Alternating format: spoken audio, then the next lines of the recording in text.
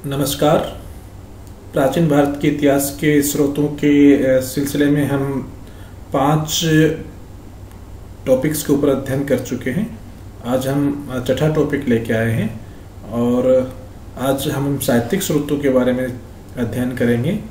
साहित्यिक स्रोतों के विषय में पीछे के 2 टॉपिक्स में हम अध्ययन कर चुके हैं। आज हम इस तीसरे टॉपिक में साहित्यिक स्रोतों के कुछ और साहित्यिक स्रोतों के बारे में हम जानकारी प्राप्त करेंगे। इस चार्ट में जैसा कि आप देख पा रहे हैं, साहित्यिक स्रोतों को हम अनेक भागों में बांटते हुए हम धार्मिक साहित्य में हमने ब्राह्मण धर्म को पहले लिया है और ब्राह्मण धर्म के साहित्यों को हम वेद, ब्राह्मण, आरण्यक, उपनिषद, सूत्र, वेदांग और स्मृतियां, महाकाव्य, पुराणों में विभाजित कर सकते हैं। पीछे के टॉपिक्स में हम वेदों के बारे में अध्ययन कर चुके हैं और आज हम ब्राह्मण और आरण्यक, उपनिषद, इनके विषय में जानने की कोशिश करेंगे। वैदिक साहित्य के 4 भाग हैं। वेद, जिसे संहिता कहा जाता है, ब्राह्मण ग्रंथ, आरण्यक और उपनिषद। हमने वेदों के बारे में जानकारी प्राप्त कर ली है और आज हम अध्ययन करेंगे बाकी के 3 साहित्यिक ग्रंथों के बारे में। ब्राह्मण ग्रंथ वस्तुतः वेदों के ऊपर टीकाएं हैं। इन ग्रंथों में वेदों की व्याख्याएं की गई हैं। ब्रह्म का शाब्दिक अर्थ होता है यज्ञ, तो वस्तुतः इन ग्रंथों में वैदिक यज्ञों के लिए वेद मंत्रों के प्रयोग के नियमों, उनकी उत्पत्ति, विवरण आदि को कथाओं और उदाहरणों के माध्यम से सरल भाषा में समझाने का प्रयास किया गया है। मोटे रूप में ब्राह्मण ग्रंथों के जो विषय हैं, यानी जिनके ऊपर ब्राह्मण ग्रंथों में चर्चा हुई है, विश्लेषण हुआ है, उन्हें 4 भागों में बांटा जा सकता है। विधि भाग, अर्थ भाग, उपनिषद भाग और आख्यान भाग। विधि भाग में यज्ञों के विधि विधान का वर्णन है। कोई पर्टिकुलर यज्ञ किस प्रकार से किया जाना चाहिए, उसका क्या विधान हो, क्या उसकी नियम है, उसका वर्णन विधि भाग में किया गया है। अर्थ भाग में जो वैदिक शब्दावली है, उन शब्दावलियों का अर्थ समझाया गया है। उपनिषद भाग में ब्रह्म तत्व पर विचार किया गया है। ये एक इम्पोर्टेंट चीज आप तत्व यहाँ देख पा रहे हैं कि वैदिक साहित्य में भी हमें ब्रह्म के बारे में जानकारी प्राप्त होनी शुरू हो जाती है कि ये आत्मा क्या है, मनुष्य क्या है, परमात्मा क्या है, ब्रह्म क्या है, जीव क्या है, इनके बारे में चर्चा उपनिषद भाग में की गई है। अंतिम भाग है इसका आख्यान भाग। ये ऐतिहासिक दृष्टि से बहुत इम्पोर्टेंट है। इस भाग में प्राचीन ऋषि वंशों, आचार्य वंशों और राजवंशों की कथाएं वर्णित है। तो इन कथाओं के वर्णन के सिलसिले में हमें अनेक ऐतिहासिक तथ्य प्राप्त होते हैं। तो ऐतिहासिक जानकारी के लिए ये हमारे आख्यान भाग, ब्राह्मण ग्रंथों का आख्यान भाग बहुत इम्पोर्टेंट है। जैसा कि हमने पिछली स्लाइड में बताया कि ब्राह्मण ग्रंथ एक प्रकार से वेदों पर टीकाएं हैं, अर्थात वेदों की व्याख्याएं हैं। प्रत्येक वेद के पृथक एक या अधिक ब्राह्मण ग्रंथ हैं। उस वेद के हिसाब से जरूरत पड़ी तो अधिक एक ब्राह्मण ग्रंथ या फिर उससे अधिक भी ब्राह्मण ग्रंथ हैं, उनकी व्याख्याओं के आधार पर। इस चार्ट में हमने ये जानने की कोशिश की है कि इस कौन कौन से वेद के कौन कौन से ब्राह्मण ग्रंथ हैं। तो ऋग्वेद के 2 ब्राह्मण ग्रंथ हैं, ऐतरेय और कौशितकी। इसी प्रकार यजुर्वेद के भी 2 ब्राह्मण ग्रंथ हैं, तैत्तिरीय और शतपथ। सामवेद के ब्राह्मण ग्रंथ सबसे ज्यादा हैं। सामवेद के ब्राह्मण ग्रंथ 6 हैं। पंचविश, जिसे तांडेवी कहा जाता है, षड्विश, अद्भुत, मंत्र, जैमिनीय, जिसे आर्षेय भी कहा जाता है, और छांदोग्य। इसी प्रकार अथर्ववेद का भी एक ब्राह्मण ग्रंथ है। अथर्ववेद का एक ही ब्राह्मण ग्रंथ है जिसे गोपथ कहा जाता है। ये सारे के सारे जो ब्राह्मण ग्रंथ है किसी न किसी वेद से संबंधित है, जैसे कि आप इस चार्ट में देख पा रहे हैं। इन सभी ब्राह्मण ग्रंथों में अगर हम, जैसे कि हमने पिछली बार चर्चा की थी कि ब्राह्मण ग्रंथों के जो विषय हैं उन विषयों में आख्यान भाग हमारे लिए बहुत इंपॉर्टेंट है, और इसी प्रकार जितने भी ब्राह्मण ग्रंथ हैं उन ब्राह्मण ग्रंथों में कुछ ब्राह्मण ग्रंथ ऐतिहासिक दृष्टि से हमारे लिए बहुत इंपॉर्टेंट है। जैसा कि पिछली स्लाइड्स में हमने चर्चा की थी, पिछले टॉपिक्स में हमने चर्चा की थी कि ऋग्वेद से हमें ऋग्वेदिक काल के बारे में, उसके इतिहास के बारे में बहुत अधिक जानकारी प्राप्त होती है, और वस्तुतः वैदिक सभ्यता का पूर्व जो भाग है जिसे हम ऋग्वेदिक सभ्यता कहते हैं, उसकी जानकारी का एकमात्र स्रोत तो ऋग्वेद ही है साहित्यिक ग्रंथों की अगर हम बात करें तो वैदिक साहित्य में ऋग्वेद के बाद अगर हम ब्राह्मणों की चर्चा करें, ब्राह्मण ग्रंथों की चर्चा करें, तो शतपथ ब्राह्मण दूसरा सबसे महत्वपूर्ण ग्रंथ है जिससे हमें ऐतिहासिक जानकारी मिलती है। इस शतपथ ब्राह्मण से, जो कि यजुर्वेद का एक ब्राह्मण ग्रंथ है, उससे हमें अनेक राजवंशों के राजाओं के बारे में जानकारी प्राप्त होती है। एग्जाम्पल के लिए इसमें पांचाल, कौशल, गंधार, केकय, कुरु, शल्य, विदय आदि राज्यों के राजाओं के बारे में जानकारी में प्राप्त होती है। इसी प्रकार ऐतरेय ब्राह्मण, जो कि ऋग्वेद का एक ब्राह्मण ग्रंथ है, उससे हमें राजा के राज्याभिषेक के नियमों के विषय में जानकारी प्राप्त होती है कि जब किसी राजा का राज्याभिषेक होता था तो किस प्रकार कौन कौन से नियमों का पालना की जाती थी। छांदोग्य ब्राह्मण जो सामवेद का ब्राह्मण ग्रंथ है, उससे हमें आर्यों के सामाजिक जीवन और उनके धार्मिक जीवन के विषय में जानकारी प्राप्त होती है। जैसे इसमें जन्म और विवाह के संबंध में किए जाने वाले अनुष्ठान और उसमें कौन कौन सी देव स्तुतियाँ की जाती थी, इसके बारे में भी जानकारी मिलती है। तो इस प्रकार इन ब्राह्मण ग्रंथों से हमें इतिहास के विषय में जानकारी प्राप्त होती है। ब्राह्मण ग्रंथों के बाद वैदिक साहित्य का अगला भाग है आरण्यक। आरण्यक की जो ग्रंथ हैं वो ब्राह्मण ग्रंथों के ही भाग हैं, और इन ग्रंथों में यज्ञों एवं धार्मिक अनुष्ठानों के साथ साथ दार्शनिक प्रश्नों के उत्तर भी मिलते हैं। तो एक प्रकार से ये जो आरण्यक के ग्रंथ हैं, इन ग्रंथों में हमें कहीं ना कहीं दार्शनिक विषयों की संकेत मिलने प्रारंभ हो जाते हैं, और चूंकि दर्शन एक प्रकार का एक गूढ़ और जटिल विषय है, तो इनका प्रणय या इनका अध्ययन ये माना जाता था कि शांत एकांत जगह में ही हो सकता है, और सामान्यतः इनका जो अनुशीलन है वो जंगल में या एकांत अरण्य, जिसे हम जंगल कहते हैं, जंगल का ही पर्यायवाची है, उसमें किया जाता था। तो इसलिए अरण्य में इस ग्रंथ के अध्ययन या इसके मनन के लिए इन ग्रंथों को हम मनन करने के कारण इन ग्रंथों को हम आरण्यक कहते हैं।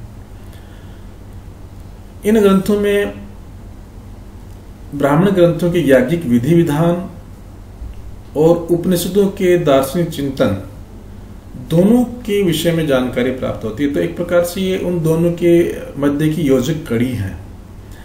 उदाहरण के लिए शतपथ ब्राह्मण के 14वें कांड का प्रारंभिक भाग आरण्यक कहलाता है, और उसका अंतिम भाग वृहदारण्यक उपनिषद कहलाता है। तो ये बहुत इंपॉर्टेंट है ये जानना हमारे लिए कि आरण्यक ग्रंथ वस्तुतः उपनिषदों और ब्राह्मण ग्रंथों के एक बीच की कड़ी है। इसमें यज्ञ की विधि विधानों के बारे में भी जानकारी मिलती है, और उपनिषदों के जो चिंतन का मुख्य विषय दर्शन, उसके बारे में भी हमें थोड़ी थोड़ी जानकारी प्राप्त होना शुरू हो जाता है। तो इसलिए हम कह सकते हैं कि भारत में पहली बार या दार्शनिक विचारधारा की शुरुआत की बात की जाए तो वो हमें आरण्यकों से प्राप्त होती है। और जैसा कि हम आगे अध्ययन करेंगे कि आगे जाकर उपनिषदों में इस दार्शनिक विचारधारा का बहुत विकास हुआ, और उपनिषद इसी दार्शनिक विचारधारा के कारण जाने जाते हैं। आरण्यक के ग्रंथ बहुत सारे हैं। प्रमुख आरण्यक ग्रंथ ऐतरेय, तैत्तिरीय, एवं मैत्रायणी। अब हम चर्चा करते हैं वैदिक साहित्य के अंतिम भाग उपनिषदों के बारे में।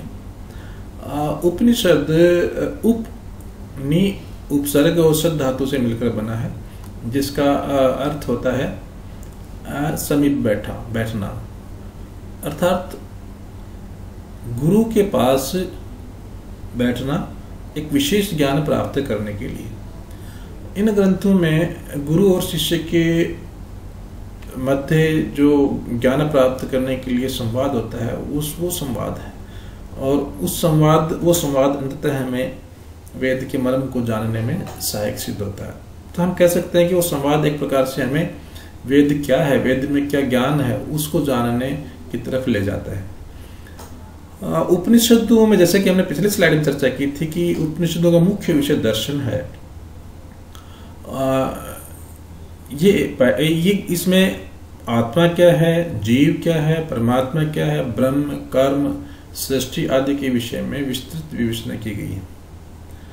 पीछे के जो हमने वैदिक साहित्य के जो भागों की चर्चा की है, उसमें हमें धार्मिक विषयों के बारे में विस्तृत जानकारी प्राप्त होती है, और खासकर कर्मकांडों के विषय में भी जानकारी प्राप्त होती है, यज्ञ के विषय में भी जानकारी प्राप्त होती है। उपनिषद चूंकि वैदिक साहित्य के अंतिम भाग हैं, और उपनिषदों तक आते आते आर्यों के जीवन में अनेक प्रकार के नवीन विचार, नवीन कर्मकांड और उनके धार्मिक मान्यताओं में भी परिवर्तन हमें दिखाई देता है। और जो उनके धर्म की शुरुआत ऋग्वेद के मंत्रोच्चारण स्तुतियों से देवताओं को प्रसन्न करने से हुई थी, उसके वो बाद में यज्ञ के द्वारा देवताओं को प्रसन्न करने से लेकर फिर आगे यज्ञ में बलि देने तक बढ़ती गई थी। उपनिषदों में उपनिषद ऐसे प्रथम ग्रंथ हैं जिनमें इन धार्मिक कर्मकांडों और याज्ञिक बलि की निंदा की गई है। ये एक बहुत इंपॉर्टेंट चीज है। तो यहाँ पर हमारे जो वैदिक ऋषि थे, उन्होंने इन कर्मकांडों की अनुपयोगिता और जो उसमें किसी जानवर की जो बलि दी जाती थी उसकी जो अनुपयोगिता है वो समझ ली थी, और उसमें इसकी निंदा की गई है। तथ्यात्मक अगर बातें हम करें तो माना जाता है कि चारों वेदों की लगभग 1180 उपनिषद है, परंतु वर्तमान में केवल 108 उपनिषद ही उपलब्ध मानी जाती हैं। और इन 108 उपनिषदों में से भी 13 उपनिषद बहुत महत्वपूर्ण है, जो हमें बहुत जानकारियां प्रदान करते हैं। तो 108 उपनिषदों के स्थान पर 13 उपनिषद अध्ययन की दृष्टि से ज़्यादा इम्पोर्टेंट है, जिसमें से ईश, केन, कठ, प्रश्न, मुंडक, मांडुक्य, तैत्तिरीय, ऐतरेय, छांदोग्य, बृहदारण्यक, कौशितकी, श्वेताश्वर एवं मैत्रायणी शामिल है। सभी उपनिषदों में बृहदारण्यक के उपनिषद सबसे बड़ा विशाल है। उपनिषदों से हमें कुछ तथ्यात्मक जानकारी और भी मिलती है। भारत का जो प्रमुख वाक्य, आदर्श वाक्य सत्यमेव जयते, ये मुंडक उपनिषद से लिया गया है। इसके ऊपर कई बार क्वेश्चन पूछा जाता है कि सत्यमेव जयते किस ग्रंथ से लिया गया है। तो यहाँ पर विद्यार्थियों को ये जानना या स्मृति में रखना चाहिए कि सत्यमेव जयते मुंडक उपनिषद से लिया गया है। एक और जानकारी हमें मिलती है वो नचिकेता की। नचिकेता की कथा बड़ी प्रसिद्ध है, और ये कथा कठ उपनिषद में इसका वर्णन हुआ है। उपनिषदों को एक अन्य नाम से भी जाना जाता है, जिसे वेदांत कहा जाता है।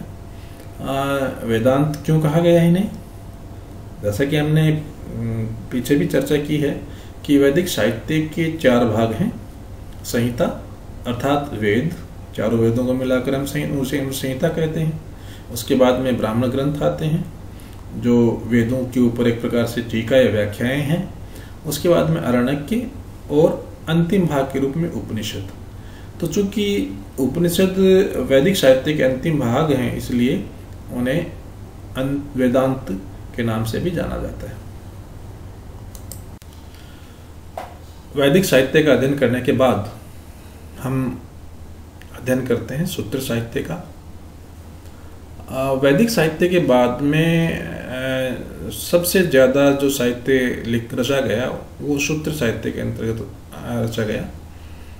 सूत्र, जैसा कि हम सब जानते हैं, सूत्र एक किसी विस्तृत बात को संक्षिप्त वाक्यों में कह देना वो सूत्र कहलाता है।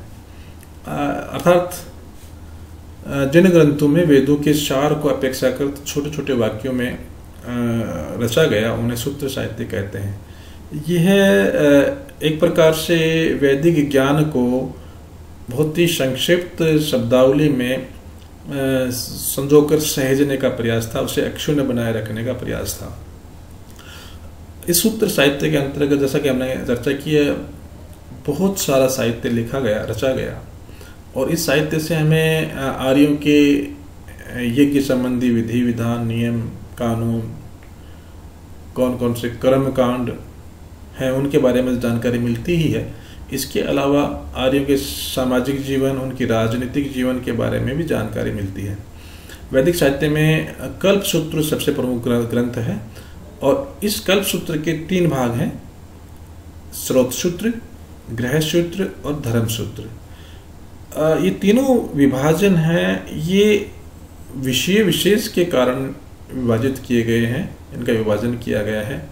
अर्थात एक स्रोत सूत्र में अलग विषयों के ऊपर चर्चा की गई है, गृह सूत्र में अलग विषय पर चर्चा की गई है, और धर्म सूत्र में अलग विषय पर चर्चा की गई है। स्रोत सूत्र में मुख्य रूप से यज्ञ संबंधी विधि विधानों का उल्लेख है कि कौन से यज्ञ में किस प्रकार के नियम कानून या विधियों का पालन करना चाहिए, किस प्रकार से उनकी प्रक्रियाओं को अपनाना चाहिए। स्रोत सूत्र से संबंधित ज्ञान के ऊपर अनेक विद्वानों ने अपनी लेखनी चलाई है, और इनमें सबसे प्रमुख जो स्रोत सूत्र है वो बोधायन का स्रोत सूत्र माना जाता है। गृह सूत्र में आर्यों के गृहस्थ जीवन के कार्यकलापों के बारे में विस्तृत चर्चा की गई है। उनके कौन कौन से संस्कार हैं, कौन कौन से नियम हैं, कौन से यज्ञ आदियों का उनको संपादन करना चाहिए। अर्थात एक गृहस्थ के जीवन में किए जाने वाले सारे प्रकार के संस्कार कार्य इस गृह सूत्र में वर्णित हैं। एक गृहस्थ के जीवन को नियमबद्ध करने का प्रयास गृह सूत्र में है, और गृह सूत्र के ऊपर भी अनेक विद्वानों ने लिखा है। इनमें जैसे बोधायन है, भारद्वाज है, संखायन है, आपस्तंभ है। इनके लिखे गए गृह सूत्र बहुत इम्पोर्टेंट हैं। कल्प सूत्र के अंतिम जो भाग है वो धर्म सूत्र है। धर्म सूत्र में मानव के सामाजिक, राजनीतिक, धार्मिक, आर्थिक, आचार व्यवहारों का विस्तृत वर्णन है। तो एक प्रकार से यह हम मान सकते हैं कि जो धर्म सूत्र है वो मानव के द्वारा किए जाने वाले जो कार्य हैं, यानी जो कार्य धर्म सम्मत हैं वो करने योग्य हैं उनके विषय में, जो न करने योग्य हैं उनके विषय में विस्तृत चर्चा की गई है कि क्या करना चाहिए, क्या नहीं करना चाहिए। अनेक विद्वानों ने धर्मसूत्र के ऊपर लिखा है। इनमें से कुछ के धर्मसूत्र बहुत प्रसिद्ध हुए हैं, जैसे गौतम का धर्मसूत्र है।